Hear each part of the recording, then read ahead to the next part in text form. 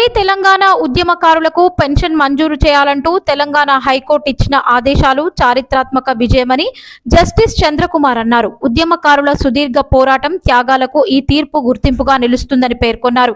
Professor ననుమాస స్వామి అధ్యక్షతన నిర్వహించిన తొలి తెలంగాణ ఉద్యమకారుల విజయోత్సవ సభలో జస్టిస్ చంద్రకుమార్ ముఖ్య అతిథిగా పాల్గొన్నారు. 1969 తొలి తెలంగాణ ఉద్యమంలో వందలాది మంది ప్రాణాలు కోల్పోయారని, మలిదశ ఉద్యమంలోనూ ఎంతో మంది ఆత్మ బలిదానాలు చేశారని వక్తలు గుర్తు చేశారు.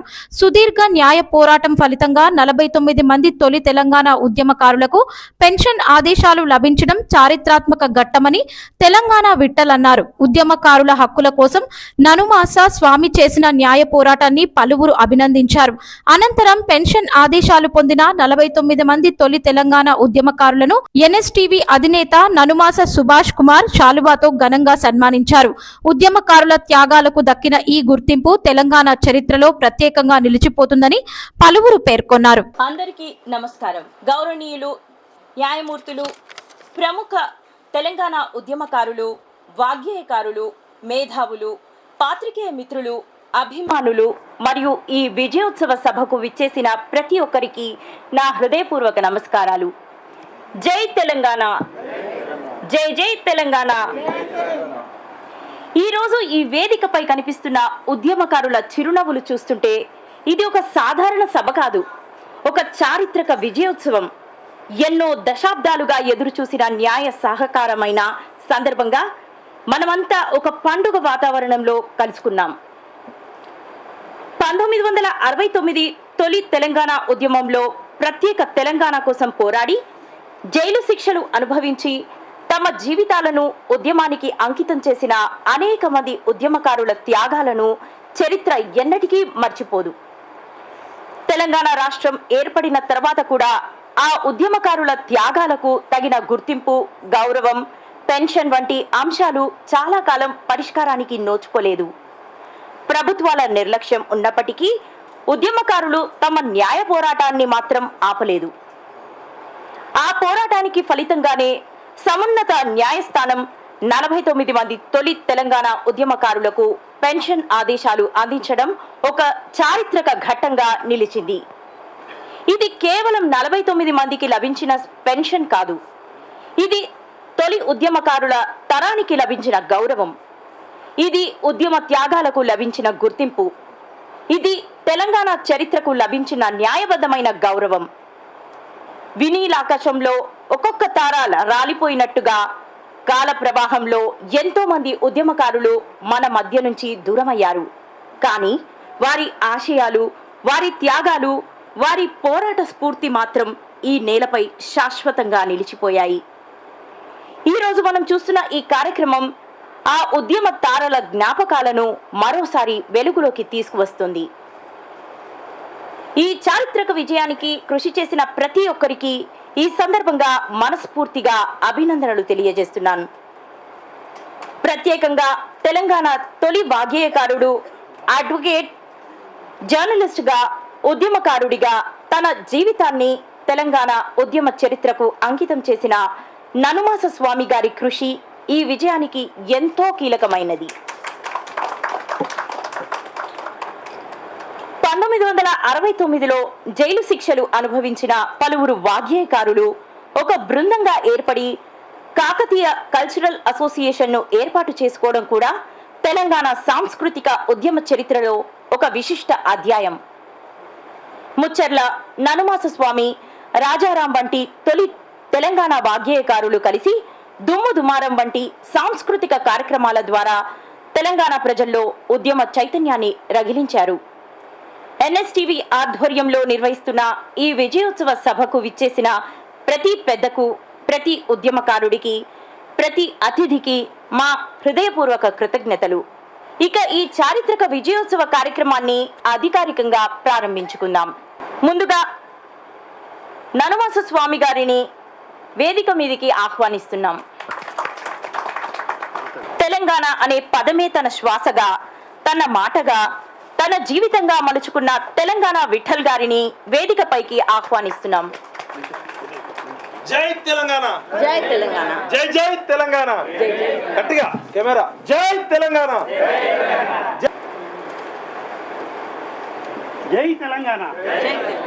వందనాలు. మీ అందరి ఆశీస్సులే తెలంగాణకి శ్రీరామ రక్ష. ప్రతిభ గారి గొంతులో ప్రతిభ, నైపుణ్యము, ప్రేమ ఉంది. ఆ గొంతు ప్రజలందరికీ ఉపయోగపడాలని కోరుకుంటూ, ముందుగా విక్టర్ హ్యూగో అనే అతను నాకు బాగా స్ఫూర్తి. విక్టర్ హ్యూగో అనే ఫిలాసఫర్ ఏం చెప్తారంటే, మోహరించిన సైన్యాలనైనా ఆపవచ్చు కానీ ముహూర్తం ఆసనమైన ఆలోచనలు ఎవరు ఆపలేరు అంటారు. అంటే we cannot stop the ignited minds, we can stop the war between two countries. ఇప్పుడు ఈరోజు బషీర్బాగ్ ప్రెస్ క్లబ్లో కూర్చున్న మన మదిలో జరుగుతున్న ఆలోచనల సంఘర్షణ శక్తిని ఆపే శక్తి ఎవరికీ లేదు ప్రపంచంలో. కానీ రెండు దేశాల మధ్య యుద్ధాన్ని కూడా అమెరికా అధ్యక్షుడు ఆపచ్చు, ఐక్యరాజ్య సమితి ఆపచ్చు. 69 ఉద్యమకారులే తెలంగాణ ఉద్యమానికి పునాది రాళ్ళు. 52లో నాన్ముల్కి go back, idli sambar go back. ఆ రోజు ముచ్చర్ల సత్యనారాయణ గారు వరంగల్లో కానీ, కొత్తగూడెంలో 1969లో కొలిశెట్టి రామదాస్ గారు అనే వ్యక్తి 1968లో కేటీపీఎస్ గేట్ దగ్గర మా ఉద్యోగాలు మాకు కావాలని స్టార్ట్ చేశారు. ఆయన అప్పటికే మద్రాసులో సోషియాలజీలో గోల్డ్ మెడల్ తీసుకొని వచ్చి కేటీపీఎస్లో ఉద్యోగం అప్లై చేస్తే ఈయన కన్నా తక్కువ ప్రతిభ ఉన్న వాళ్ళందరికీ ఉద్యోగాలు వచ్చినాయి. అట్లా ఉద్యోగాలు రాని 11 మంది టాపర్స్కి ఉద్యోగాలు రాలేదు. జలగం వెంగళరావు అనే వ్యక్తి ఆ రోజు గుడివాడ దగ్గర నుంచో ఆంధ్ర నుంచో బతకడానికి వచ్చి అశ్వరావుపేట దొరవారి దగ్గర అకౌంటెంట్గా పనిచేసిన ఆయన ఖమ్మం జిల్లా, జలగం జిల్లా అనే విధంగా తయారయ్యి నాన్ ముల్కీ సర్టిఫికెట్లు ఇచ్చేవాడు.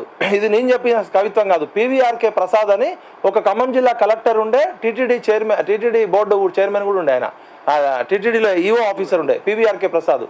అప్పుడు ఖమ్మం జిల్లా ఏంటంటే ఆంధ్రప్రదేశ్లోనే అత్యధిక సహజ వనరులు, అత్యధిక ఖనిజ వనరులు, అత్యధిక మానవ వనరులు ఉన్న జిల్లా, ఎక్కువ ట్రైబల్స్ ఉన్న జిల్లా. ఎవ్రీ డే వందల కొద్ది నాన్ ముల్కీ సర్టిఫికెట్లు. ముల్కీ అంటే లోకల్, మీ అందరికీ తెలుసు. నాన్ ముల్కీ అంటే నాన్ లోకల్.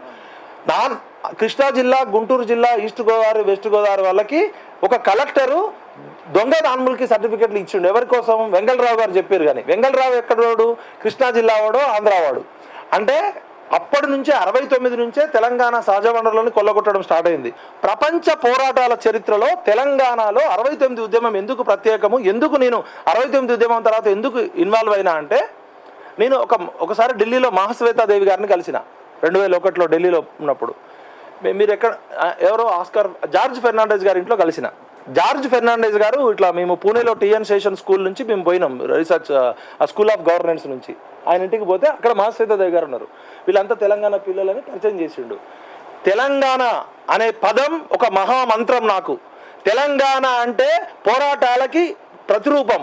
52 ఉద్యమం కావచ్చు, 56 ఉద్యమం కావచ్చు, 48 వీర తెలంగాణ సాయుధ పోరాటం కావచ్చు, 69లో విద్యార్థులు చేసిన పోరాటమే మా పోరాటాలకి స్ఫూర్తి అని జార్జ్ ఫెర్నాండెస్ గారు, మహాశ్వేతాదేవి గారు దయచేసి ఒక మహామంత్రాన్ని లాంటి తెలంగాణని ఎలాంటి నాయకులను మీరు ఢిల్లీకి పంపిస్తున్నారు, ఎలాంటి రాజకీయ నాయకులను మీరు పంపిస్తున్నారు, దయచేసి ఆలోచించుకోండి. మీ ప్రజలు, మీ పోరాట యోధులేమో ప్రాణాలను సైతం తృణపాయంగా ఇస్తుంటే మీ నాయకులు ఇక్కడ బ్రోకర్లు, లోఫర్లు, జోకర్లు వస్తున్నారని ఆమె కళ్ళెమ్మటి నీళ్లు పెట్టుకొని చెప్పింది. 69లో కేటీపీఎస్ గేటు ముందు మా ఉద్యోగాలు మాకు కావాలని 11 మంది తెలంగాణ పిల్లలు స్టార్ట్ చేసిన ఉద్యమంలో, చేకూరు కాశయ్య వర్సెస్ జలగం వెంగళరావు పోరాటంలో ఖమ్మంలో రవీంద్రనాథ్ అనే విద్యార్థిని కూర్చోబెట్టి అప్పటి నుంచి మొదలైంది.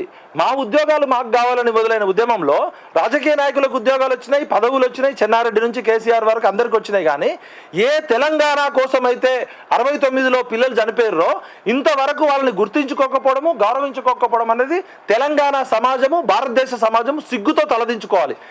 ఉద్యమాభివందనాలు. అధ్యక్షులు ప్రొఫెసర్ నన్నమా స్వామి గారు, సోదరులారా, సోదరిమల్లారా, వాస్తవంగా ఉద్యమకారులకు సమాజంలో ఒక విశిష్టమైనటువంటి ఒక పాత్ర ఉంటుందన్నమాట. అంటే ఎవరైతే ఏ స్వార్థం లేకుండా,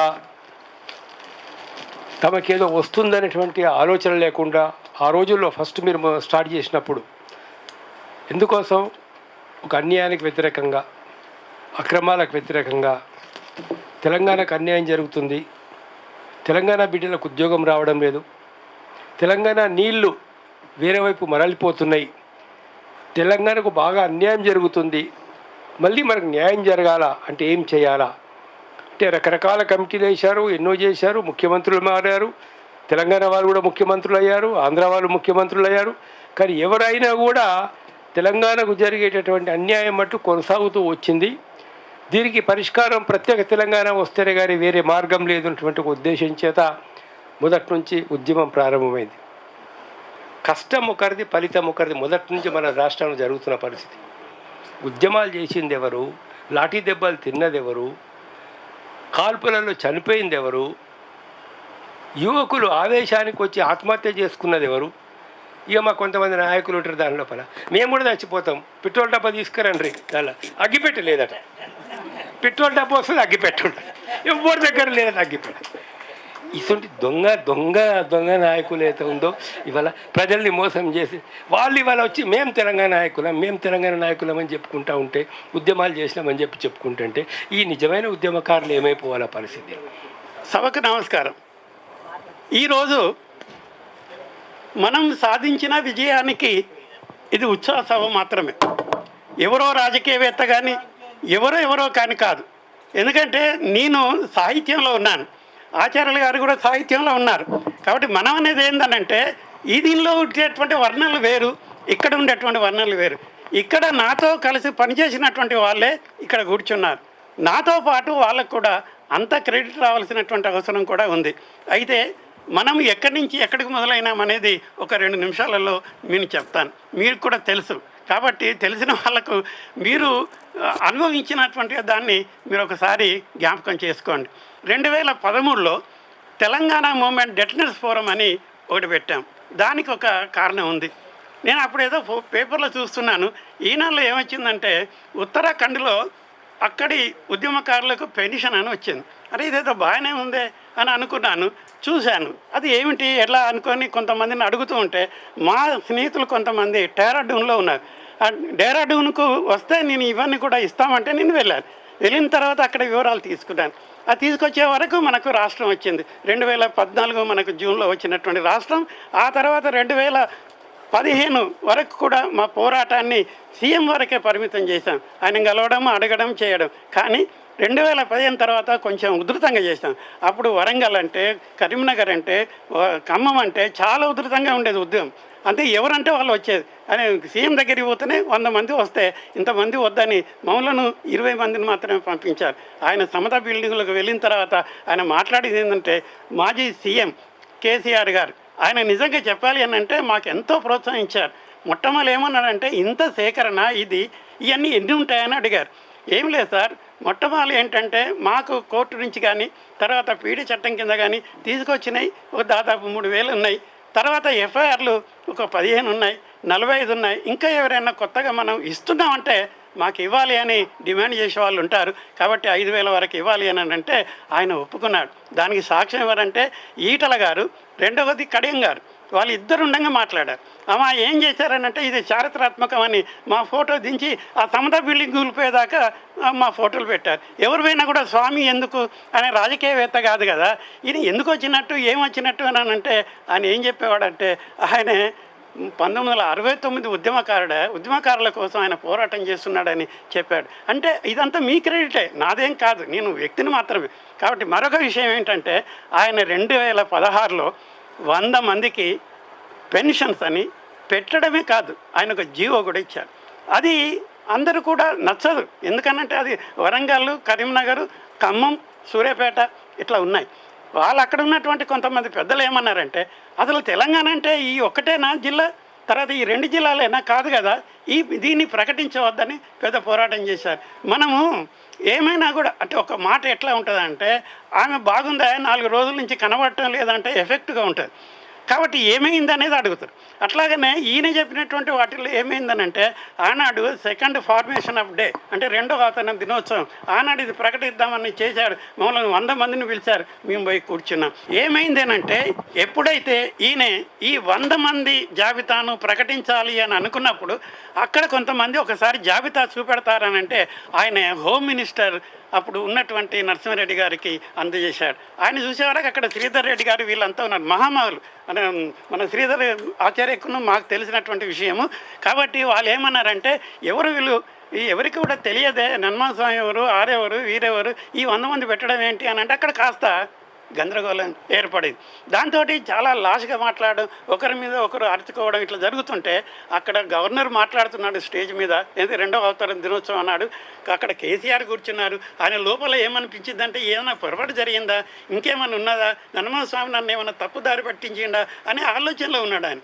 అక్కడికి జరుగుతూ ఉంటుంటే చివరికి ఏమైందనంటే ఆయనే రమణాచారిని పిలిచి అదేదో మీరు చూడవా ఏమైనా ఉంటే మనం దాన్ని ఆపేద్దాం అది ఇది అంటే ఈయన పోతూనే వాళ్ళు ఓహో నన్నమ స్వామి గురువా అందుకని నువ్వు పెట్టావా, ఇదేంటి అసలు ఎట్లా పెడతావు నువ్వు, అయినా అదే ఒక జిల్లా కాదు కదా అని ఏదో చేశారు. ఆయన ఆఖరికి ఆపుదామని అనుకున్నాడు. కానీ ఇంకా అక్కడ అల్లరి ఎక్కువ కావడం వల్ల మన అంటే ఈ సీఎం గారు మాట్లాడకుండానే దిగిపోయినాడు. ఎన్నడైనా కూడా అవతరణ దినోత్సవం నాడు అందరూ మాట్లాడారు, కానీ ఆ రోజు మాత్రం మన సీఎం మాట్లాడకుండా ఎవరి కోసమే అని అంటే అది ఉద్యమకారుల కోసమే. ఆయన ఏ పార్టీ అని ఉండని ఏమని ఉండని. ఆ తర్వాత మమ్మల్ని పిలిచి ఏం చెప్పాడంటే ఇక్కడ ఉండేటువంటి వాళ్ళంతా నకిలీ వాళ్ళు, మిమ్మల్ని రాకుండా చేస్తున్నారు, అట్లా కాదు నువ్వు ఏదైనా చేస్తే బాగుండు కదా అని అంటే అప్పుడు వినోద్ కుమార్ అని అప్పుడు మనకు ప్రణాళిక ఉపాధ్యక్షులుగా ఉన్నారు.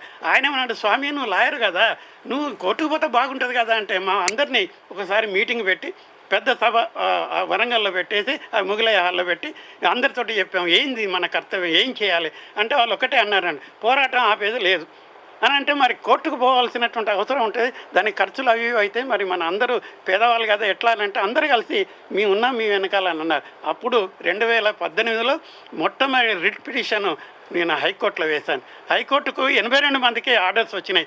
ఆ వచ్చిన తర్వాత నెల రోజులలో మాకు రికగ్నేషన్ కూడా అయిపోయింది. కాబట్టి అంత ఫాస్ట్గా చేసిన కేసీఆర్ గారు ఎంతో కృతజ్ఞత మేము ఇప్పటికీ తెలుపుతాం. ఎందుకనంటే అంత ఫాస్ట్గా ఏం జరగలేదు. కానీ ఎన్నికల కోడ్ వచ్చి ఆగింది. ఆ ఆగడం ఎంతవరకు ఆగిందంటే ఇప్పుడు మనం చూస్తున్న ఇంతవరకు కూడా ఆగింది. రేపు మాది ఏమవుతుందో అని కూడా డౌట్ ఉంది. ఒకసారి మా గురువు గారు అంటే జస్టిస్ చంద్రకుమార్ గారు అన్నారు, అవునా ఈ ఇస్తున్నారు కానీ వాళ్ళు అమలు చేస్తారా అని.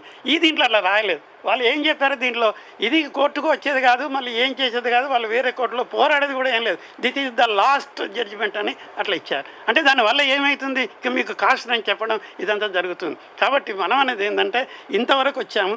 ఇప్పుడు ఈ 49 మందికి ఒక కోర్టులో వచ్చాయి, మా 3 కోర్టులో ఉన్నాయి, 9వ కోర్టులో ఉన్న 5వ కోర్టులో ఉన్న తర్వాత 15వ కోర్టులో ఉన్నాయి. ఇంకా 160 మందికి రావాల్సి ఉంది. అది కూడా 2 వారాలు 3 వారాలలో వస్తాయి. అప్పుడు మనతోటి కూడా వాళ్ళు సంతోషపడతారు, వాళ్ళ సభలకు కూడా మీరు రావాల్సి ఉంటుంది. కానీ నేను అనేది ఏంటంటే ఇవాళ తొందర ఉంది కాబట్టి జస్టిస్ చంద్రకుమార్ గారు పోతున్నారు, షార్ట్గా చెప్పాను.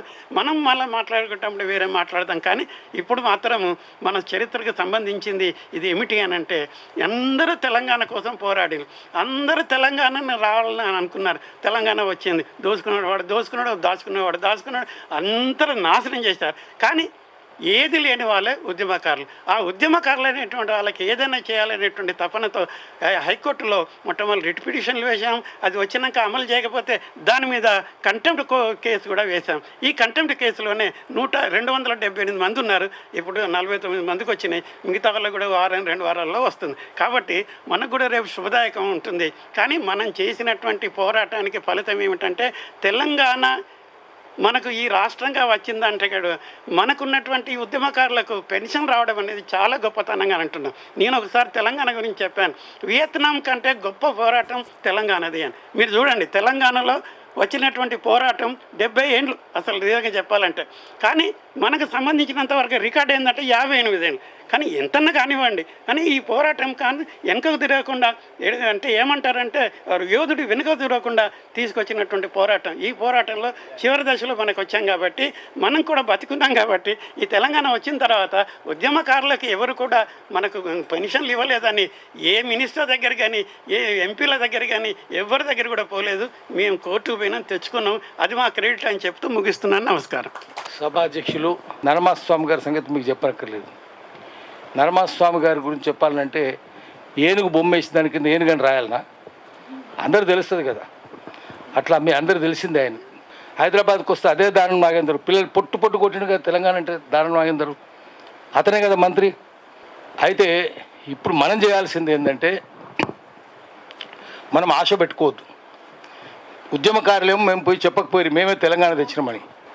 ఆఖరికి బాలనాగమ్మ కథలో బాలవద్రాజు పులిని చంపుతాడు, పోయి చెప్పుకోడు, పేరుగాడు పోయి చెప్పుకుంటాడు, వాడు రాజు అవుతాడు. కోదండరాముడు ఎప్పుడు వచ్చిండు, కేసీఆర్ వచ్చినాక వచ్చిండు, ముందున్నాడు ఆయన లేడు. అందుకని వాళ్ళని నమ్ముకుంటే ఏం కాదు. పులిని మేకలు నమ్ముకున్నట్టే ఉంటుంది. మళ్ళీ మనం పోరాటం చేయాల్సిందే. పెన్షన్ రాదు, టెన్షన్ ఉంటుంది. మనకు వచ్చేది పెన్షన్ కాదు. మనము ఒక చిన్న పెన్షన్కి సంబంధించి ఒక చిన్న కథ చెప్తా. చిన్నది. రామరావణ యుద్ధం జరిగింది. రాముడు గెలిచిండు, పట్టాభిషేకం అయింది. పెద్ద పోరాటం చేసిన హనుమంతుడు అనుకుండంట, నాకు అయోధ్యలో ఏం పని, ఆయన వానరం కదా, నేను అడవికి వెళ్ళిపోతా. ఎందుకు అక్కడ రామనామం జపం చేసుకుంటుంటా.